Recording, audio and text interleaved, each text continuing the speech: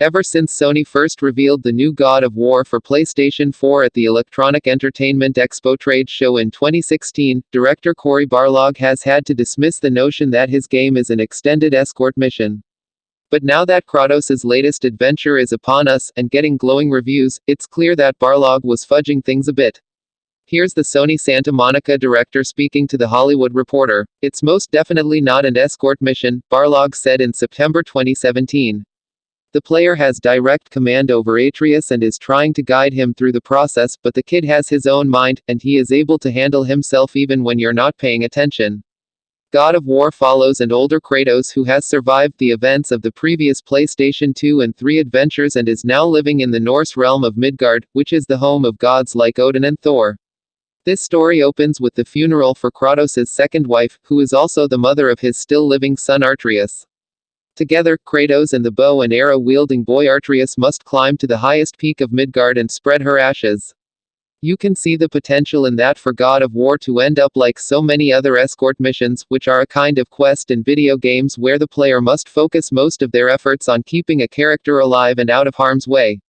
We've had missions like these since the X-Wing space sims. Most people hate them. Well, God of War is an escort mission, with one crucial difference: you aren't escorting Atreus, he is escorting you. According to the narrative, you, as Kratos, are teaching Atreus to hunt, fight, and take care of himself, but the reality is the exact opposite. Atreus is training you. He is the voice of Sony Santa Monica during combat or as you solve a puzzle. If enemies are coming up behind you, Artie will warn you.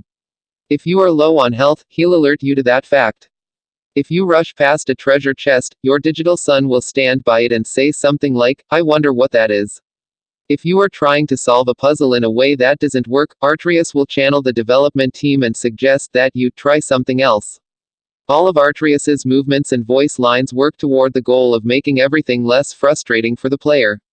Put another way, the people that make up Sony Santa Monica have put themselves into the game to protect and guide you. So the truth is that we, the players, are the escort mission in something like God of War.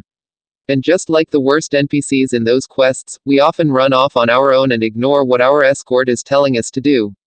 I'll admit that this was a revelation for me. God of War made me realize how much time developers must spend thinking about ways to ensure we get to the goal.